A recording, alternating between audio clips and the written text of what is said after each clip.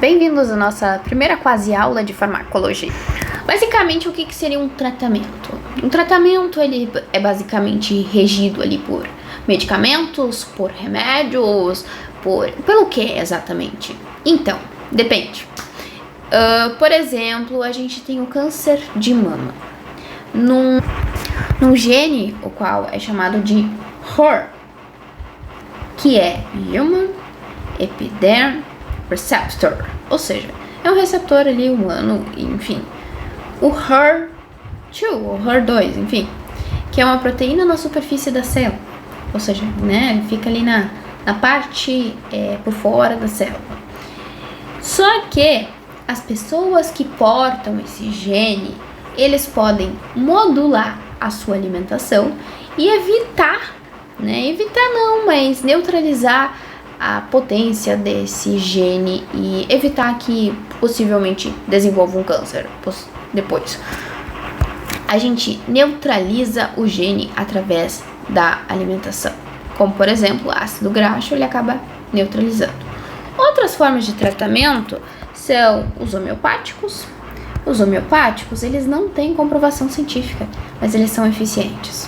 Isso que é a coisa mais louca dos homeopáticos, que eles funcionam. Fitoterápicos, ok. Fitoterápicos é um negócio que vem junto com a sociedade, enfim.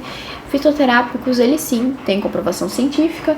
Um exemplo daquele é o salgueiro chorão, né, que é uma árvore, e da casca daquela árvore foi isolado a aspirina, né? E mais tarde a Bayer, ela isolou lá o ácido acetil salicílico. Ou seja, a gente tem, através dos elementos da natureza, o isolamento de moléculas e a utilização dessas moléculas como fármacos. Evelyn, mas aí não é fitoterápicos? Não. Quando a gente tem um sequenciamento, isolamento da quantidade das coisas, sequenciamento é tipo assim, tantos miligramas de tal elemento. Enfim, então a gente deixa de ter essa coisa de é um fitoterápico, é só um chazinho. Não, a partir daquele momento ele vira um medicamento. Depois eu falo quais são basicamente o significado de cada coisa. Mas adiantando, qual que é a diferença entre medicamento e remédio? Remédio é tipo assim, a massagem da tua mãe, o chazinho da tua avó, qualquer coisa que vai proporcionar um alívio dos sintomas, que vai causar algum efeito positivo para você, né? Isso é um remédio. Medicamento é aquilo que você compra na farmácia. Mas nem tudo que você compra na farmácia é medicamento, né? Tipo, uma fralda não é um medicamento, né? Convenhamos. Mas no sentido de, vem numa caixinha aqui, né? Tá fiscalizada pela Anvisa. Isso é um medicamento. Mas Evelyn, tem um monte de coisa que são fiscalizadas pela Anvisa. Tá, mas enfim, nesse sentido. Espero que vocês tenham entendido. Enfim. E dentro dos medicamentos a gente vai ter uma série de divisões, tá? Por exemplo, antiparkinsonianos, eles são responsáveis para ser anti-Parkinson. Sedativo e ansiolítico. Sedativos eles sedam e ansiolíticos eles são utilizados para ansiedade, né? O próprio nome diz. Anestésio, antiemético, que é anti-êmese, é igual a vômito, ou seja, a gente tem um remédio contra vômito, que daí a gente encontra a metoclopramida, que é a mesma coisa que Plasil, a gente encontra o Dramin, né? Enfim, são vários nomes.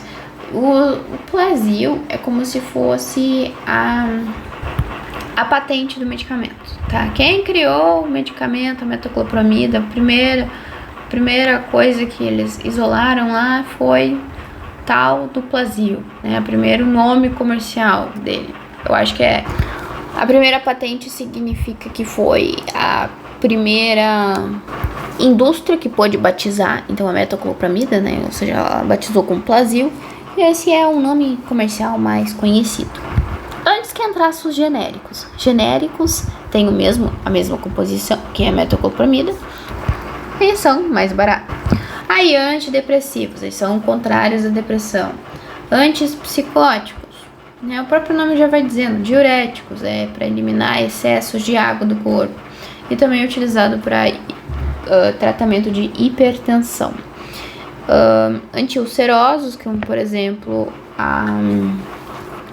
omeprazol, pantoprazol, que são utilizados ali para as úlceras gástricas, né? Eles inibem o HCl, né? A fabricação lá, células parietais, que daí elas trabalham na produção de HCl. Basicamente elas são inibidas por um período para evitar esse excesso de HCl. Os corticoides, antistamínicos. Corticoides e antistamínicos normalmente eles são utilizados para alergias. Isso existe para isso? Não, né?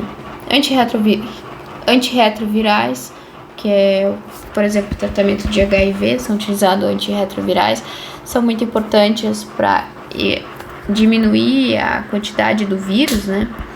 E isso, querendo ou não, favorece ali a vida desse indivíduo, né? Enfim. Aí temos também os AINES, né? Que são anti-inflamatórios não esterais, os esteroides, enfim. Antifúngicos, que são contrários a fungos. Antieumínticos, que são os eumintos, né? Que são basicamente os parasitas. Antiparasitário. Omeprazol nunca é só um omeprazol, né? Tem gente que produz HCl demais, mas tem gente que tem a quantidade ali mais ou menos ok de HCl. E quando você utiliza o omeprazol, você está desligando uma barreira importante na defesa de organismos. Ou seja, você abre espaço ali para infecção intestinal e também pode causar infecção generalizada, né? Evoluir para uma sepse, que daí o negócio é o bicho pé. Um exemplo, então, de planta que é utilizado na fabricação de medicamentos, que são isolados lá os componentes, é a papoila, enfim, que daí vão ser retirados o ópio. Nesse ópio tem a famosa morfina, né? E, enfim, pode ser retirado várias coisas. Codeína, eu acho que é maconha isso aí, não sei, enfim. Mas, tipo, antigamente eles utilizavam um álcool para fazer isolamento, mas não nesse caso. Não sei como é que é feito da papoila, mas são isolados de acordo com dissoluções em outras substâncias. E aí, a gente também tem uma outra planta que é tirado a escopolamina, que é basicamente o Buscopan. Pois é, né? A gente conhece pelo negócio, pelo nome. Enfim, o Buscopan, ele é tirado da Atropa belanoma, que daí deixava os olhos esbeltos da Cleópatra lá no passado. Mas ele é utilizado para asma, sedativo, espasmolítico, dores cólicas gastrointestinais, menstruais ou biliares. Ou seja, o cara é para tudo. Isso vem tudo da Atropa belanoma. E aí a gente entra nos princípios dos fármacos, como por exemplo a toxina. Toxina ela é identificada através do exame toxicológico. Seletividade. O que é isso? A droga ela precisa ser seletiva. Por mais que ela circule por todo o corpo, era interessante que ela fosse agir exatamente no órgão alvo, né? Por exemplo, a escopolamina, lá o Buscopan, ele deveria agir só ali na parte gastrointestinal para evitar que ele haja na asma, né, no sedativo, enfim. Não que a escopolamina ela sirva só para isso, né? É a Atropa belanoma que age, enfim, são outras substâncias, talvez, não sei. Mas seria interessante que ela não fosse distribuída igualmente por todo o corpo, que ela ficasse mais ali no trato gastrointestinal para não ter tantos efeitos adversos. O que é efeito adverso? Calma lá, já vamos chegar lá. Por exemplo, a adrenalina. A adrenalina é um negócio que tem receptores por todo o corpo.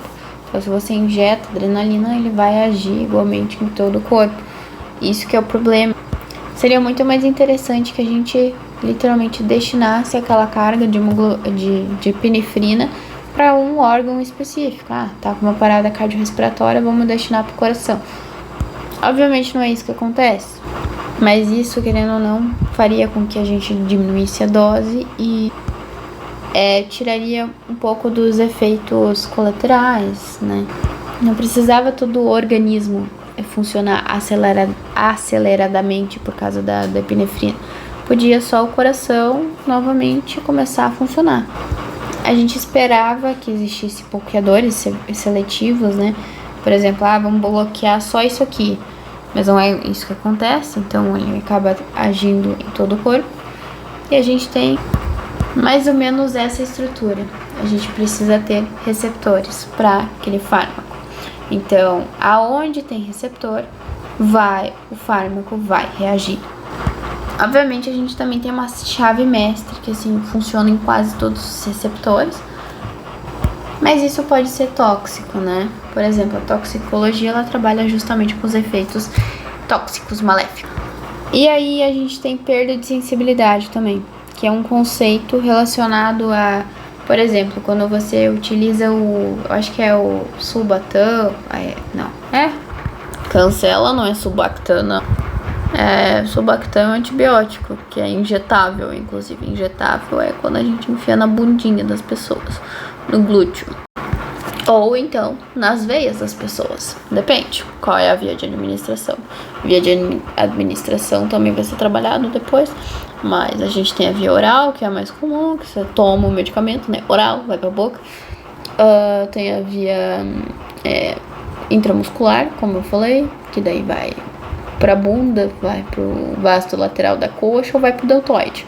Deltoide é o músculo da vacina, o vasto lateral da coxa, ele é o vasto lateral da coxa. Nossa, que lindo. Faz parte do quadríceps da coxa. Enfim, existem várias. A diminuição de receptores acontece no Sorine, né? Que é o sprayzinho nasal que eu tava pensando no nome. Enfim, esse trem ali, ele funciona que é uma beleza na primeira aplicação. Realmente descongestiona. Só que à medida que você vai utilizando, que essa utilização ela vai se tornando mais rotineira, assim, amanhã eu vou usar de novo. Aí você começa a fazer mais aplicações porque não abre da mesma forma que abriu na primeira vez, não descongestiona da mesma forma. Então, isso decorre porque ocorreu tipo uma diminuição nos receptores. Então, eles não captam mais a informação que você está colocando para dentro. Eles não conseguem mais captar da mesma forma que eles captavam antes. Mas se você fazer uma desintoxicação desse Sorine, não utilizar por um tempo e voltar a utilizar depois, ele vai funcionar normalmente, assim como se fosse a primeira vez que você estivesse utilizando, entendeu? Vai descongestionar logo que imediato, a primeira vez que você usar. A perda de seletividade causa então o efeito adverso, que daí os receptores, eles acabam, de todo o corpo, eles acabam recebendo informações desse fármaco e fazendo aquilo que está ao alcance deles. Então acaba causando uma mudança geral ali no organismo. É sempre importante trabalhar com culturas diferentes, né? Por exemplo, aqui no Rio Grande do Sul a gente tem uma cultura de tomar chimarrão, tá? Esse chimarrão, ele acaba interagindo ali com alguma substância do medicamento, como é que funciona? Então, hábitos e cultura também são importantes na escolha de um fármaco, né? Então, isso tudo vai passar pelo processo clínico, literalmente. Você vai aplicar a medicação e vai vendo aquilo que funciona dentro da tua população. Bactéria, o ribossomo é diferente dos nossos e por isso é mais fácil, digamos assim, matar uma bactéria do que um câncer, porque é diferente. Daí sobrecarrega aquele ribossomo e vai impedir ele de trabalhar, ou seja, ele não vai mais sintetizar proteínas, né, que são essenciais ali para a bactéria. No corpo humano, a única diferença das células cancerosas para a nossa é que elas estão num processo ali totalmente desenfreado, né? Um processo inconsciente do nosso corpo. Eles estão utilizando os recursos do nosso corpo, mas isso é inconsciente. A gente não tem responsabilidade por ele, mas a gente tem responsabilidade ao mesmo tempo. Não se sabe que existe. E para você eliminar esse câncer, muito difícil, porque ele é originado de uma célula nossa que ficou doente. Sobre relação de risco e benefício, você tem que ver e prezar pela não maleficência e pela beneficência, de certa forma. Você não vai utilizar lá uma medicação extremamente forte, uma pessoa saudável, né? Não faz sentido, isso vai causar efeitos colaterais, efeitos adversos, enfim, que podem até prejudicar esse funcionamento desse organismo. Então, tem que ver se há ou não risco. De repente, uma pessoa que ela utiliza outros medicamentos, enfim, tá numa polifarmácia, alguma coisa do tipo, tem que cuidar, né? Se essa polifarmácia ali, você administrar mais um medicamento, não vai causar um efeito colateral mais forte. Se isso de fato vai oferecer um benefício. Existe também um ramo chamado estudo da compaixão. Por exemplo, quando a pessoa ela está em estado terminal ali da saúde, enfim, você tem um estudo, alguma coisa ali autorizado, enfim, que você pode ou não pode aplicar, tem que ter a consciência da pessoa, tem que ter a consciência dos familiares, enfim, responsáveis por essa pessoa para ver se você pode ou não pode aplicar algo inovador nesse paciente. Caso tenha autorização, enfim, você pode fazer isso sem propriamente ter sentenciado essa pessoa à morte, né? Porque ela já estava meio que sentenciada. É como se fosse o último recurso para tentar fazer essa pessoa viver. A percepção de risco e também as reações são diferentes de risco. Então, sempre tem que colocar na balança essa coisa de risco e benefício. A gente vai ter um benefício maior ou um risco maior? O que vale mais a pena? E em algumas situações, as pessoas elas acabam achando que é melhor ter um risco e não tanto o benefício. Por exemplo, AS em idosos maiores de 70 anos não pode, né? Um medicamento que não pode. E aí a pessoa tá usando a partir dos 60 anos, eu acho, enfim, tá utilizando desde os 40 anos, porque teve um AVC, alguma coisa, e nunca foi trocada essa medicação. Fica difícil você tirar, entendeu? Porque é um uso crônico que a pessoa usa há muito tempo, tá com, sei lá, 80 anos, tá usando, tipo assim, há 40 anos, tá usando metade da vida da pessoa. Então, fica difícil. Então, às vezes, o risco acaba sendo grande, mas a pessoa ela tá tão acostumada que ela enxerga isso como um benefício. E de repente se tirar vai ser pior. Então tem que sempre trabalhar com o paciente. Olha, cara, então vamos trocar o AS, vamos colocar um xarelto, não sei se xarelto pode para idoso, mas enfim, vamos trocar, vamos utilizar um outro trombolítico, uma heparina sódica, que eu acho que só pode ser injetável, mas enfim, vamos trocar, né? Vamos botar um outro via oral que não seja tão prejudicial. Os fármacos nem sempre vão agir apenas nos receptores, em alguns casos eles acabam sequestrando substâncias, enfim. Então a gente acaba tendo um prejuízo, 10% eles acabam sequestrando alguma coisa, tipo os quelantes. Fármacos são drogas, né? Como qualquer droga, ela tem os efeitos colaterais, tem benefícios ali, talvez momentâneos, mas tem efeitos colaterais. Um grande exemplo é a talidomida, né? Que era utilizada como náusea e vômitos lá para gestante durante a gestação e gerou os nenê lá sem nenê. Enfim, hoje são tudo adultos, mas sem braços ou com má formação dos membros superiores. Inferiores eu não tenho certeza. As quelantes, então, são drogas que acabam roubando algo, né? Elas não são chave e fechadura. Eles roubam algo, entendeu? A gente não vai se moldar, não. A gente vai roubar. Os canais iônicos, eles são compostos por proteínas e vai mudando também a ação da célula. E a gente tem vários canais, né? Agonizar trabalhar a favor de alguma coisa E antagonismo é contra, ou seja, eu vou utilizar um agonista e depois para inibir ali aquele agonista eu utilizo um antagonista. Aí para o agonista e o antagonista eles funcionarem, eu preciso ter uma quantidade maior de antagonista para se tornar competitivo ali com o agonista e inibir, enfim, vai depender muito da situação. Porque eles competem normalmente pelo mesmo receptor. Ele inibe ali o receptor ou o segundo mensageiro, enfim, depende muito da linha.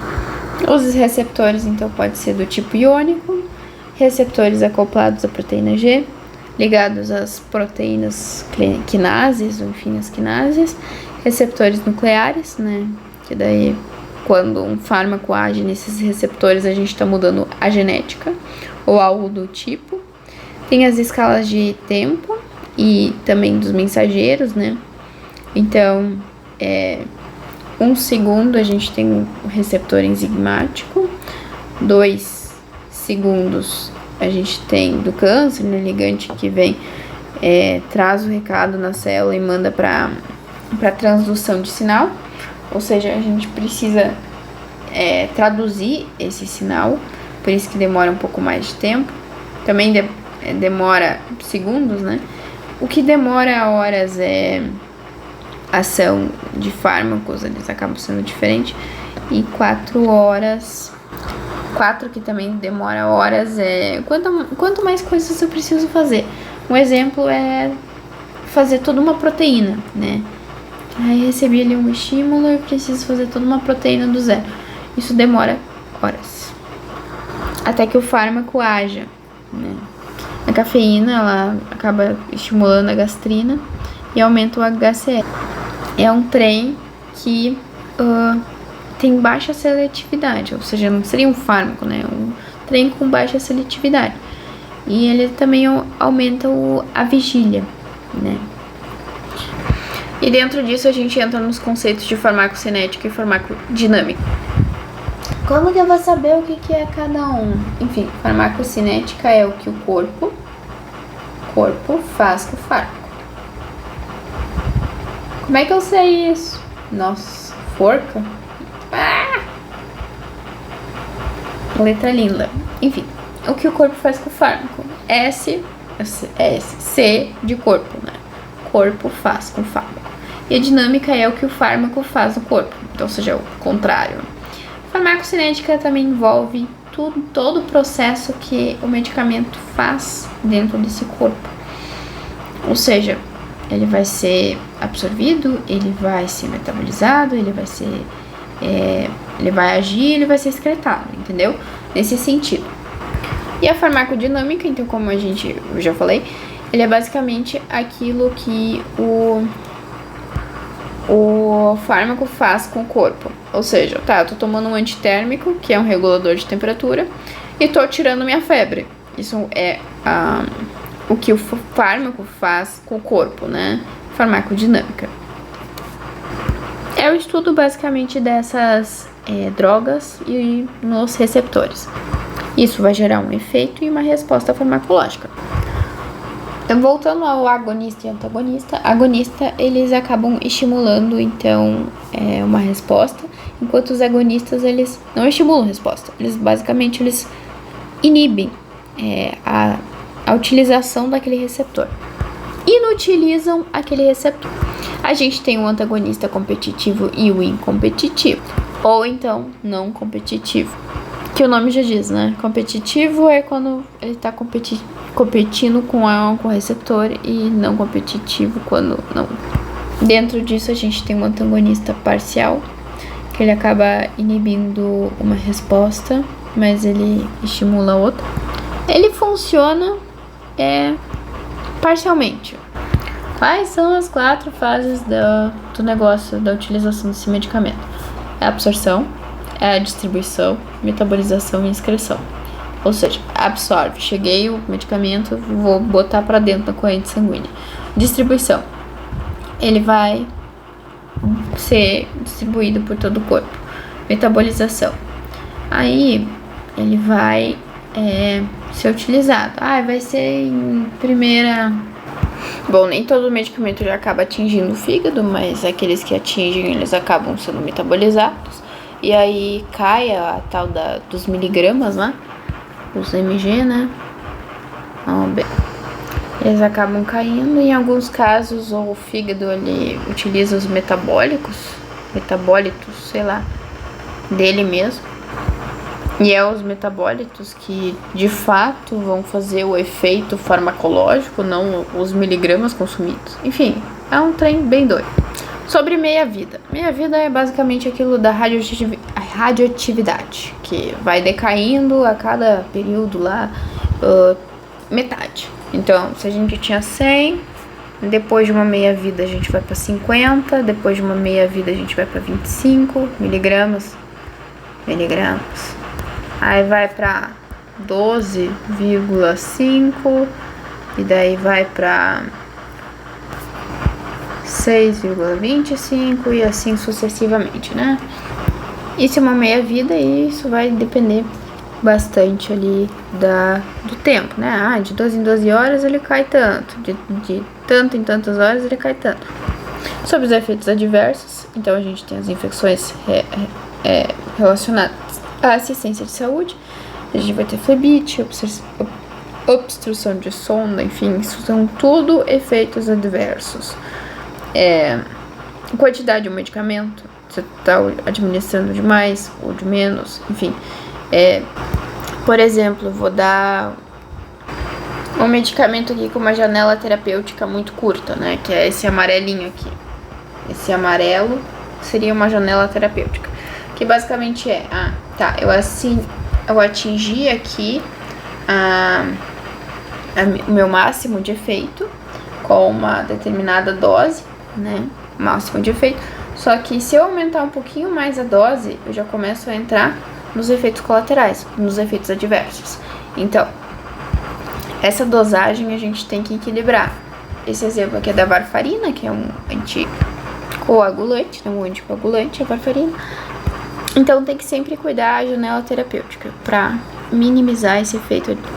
Sobre a obstrução de sondas, é famoso pegar o omeprazol, diluir o omeprazol, tirar da cápsula e colocar dentro via sonda nasoentérica, né, que é um caninho que vai do nariz até o intestino.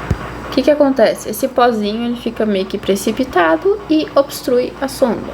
Ou seja, o medicamento não vai e nem a comida depois. Tem a omeprazol via intravenosa. Eu acho que é intravenosa. Ou seja, é uma alternativa para não ficar ali obstruindo sonda. Então sempre tem que adequar a via de acordo com a necessidade desse paciente. E isso vai mexer totalmente com a efetividade terapêutica, né? Se tu tem medicamento, então você tá tratando o paciente. Se você não tem, então você não tá tratando. Alguns eventos adversos acabam levando ao óbito e é sempre uma resposta prejudicial. Aí também temos o evento de administração acidental ou maior do que o preconizado, que também pode gerar então esse evento adverso. E aí a gente entra pro efeito colateral. O efeito colateral ele pode ser positivo ou negativo. Evelyn? Sim. Por exemplo, o Viagra. O efeito colateral do Viagra, primeiro ele foi utilizado, a função do Viagra seria hipertensão pulmonar, resolver a hipertensão pulmonar. Mas como o efeito adverso, ele acabou dilatando lá os vasos perineais e, enfim, gerando toda a repercussão do Viagra. Então, sobre isso a gente vai ter as influências, né, dos efeitos adversos. A gente vai ter os receptores e seus metabólitos. Aí a gente tem a presença de outras doenças que também vai acabar influenciando ali naquela resposta farmacológica, obviamente, né? E até mesmo as próprias interações medicamentosas, a polifarmácia e afins. Porque se você tem uma doença crônica e você vai tomar mais um medicamento para outra coisa, será que esses dois medicamentos eles não vão interagir entre si? Características genéticas, você está mais exposto ao sol, pode gerar um efeito colateral. Flora intestinal, se ela tá ok, se ela tem problema, enfim, como é que vai funcionar essa absorção desse medicamento, vai funcionar. Sedentarismo. A pessoa é sedentária, ela faz exercício físico, como é que funciona isso aí? Como que vai ser... Como que o medicamento vai cumprir o seu efeito se a pessoa, ela possui muitos receptores devido à gordura, por exemplo? Sei lá, não sei se aumenta os receptores. Mas enfim, vamos supor que aumentasse. Então, como é que vai funcionar isso aí? Aí, sobre a janela terapêutica, novamente, aquele negócio de quanto menos dose ou quanto mais perto da margem segura, menos efeitos adversos vai gerar. Sempre tem que notificar qualquer reação adversa de um medicamento, né? Pelo site Notiviva, para que seja estudado, enfim, esse medicamento para entender se realmente funciona. O Movatec é um anti-inflamatório, bem seletivo, bem legal. E sobre o Notiviva, todos os medicamentos eles têm que ser novos, né? Eles até 5 anos eles são cuidados e analisados, todos os efeitos adversos e notificações. A trombose e a AstraZeneca não foram comprovadas, né? Eles associavam a AstraZeneca com trombose. Eles acreditam hoje em dia que era muito mais associado ao Covid do que propriamente a vacina em si. Quando você administra muita dosagem, ou então a superdosagem, ela ocorre por insuficiência renal, alguma coisa assim, porque daí tu não consegue participar dessa meia-vida, né? O rim, ele não tá excretando, então sempre tem medicação. E os receptores estão o tempo inteiro ali ocupados porque os rins não funcionam. Então a gente acaba tendo uma superdosagem. E isso pode intoxicar legal, né? Ou seja, a gente tá tendo ali uma questão de um evento adverso por causa desse aumento de dose. E daí a gente também tem a idiosincrasia, que é a sensibilidade a uma droga. A pessoa tem, tipo assim, anafilaxia, enfim. Tem a hipersensibilidade alergênica, enfim. Reações claramente relacionadas à dose administrada, envolvendo o sistema imunológico, exemplo, anafilaxia. Ou seja, a hipersensibilidade é algo bem forte, porque a anafilaxia não pode levar ao óbito. As pessoas alérgicas, elas acabam não descobrindo muito cedo, né? Elas acabam descobrindo quando eles utilizam a dose, enfim. Tolerância, a gente tem então 200 mg de remédio. Aí tu vai utilizar por muitos anos a mesma dose, e daí você acaba criando uma tolerância. O remédio não fica mais funcionando do mesmo jeito que funcionava. Enfim, e daí sobre as interações medicamentosas, a gente tem uma briga com o outro, né? Ou prejudica ou beneficia, depende.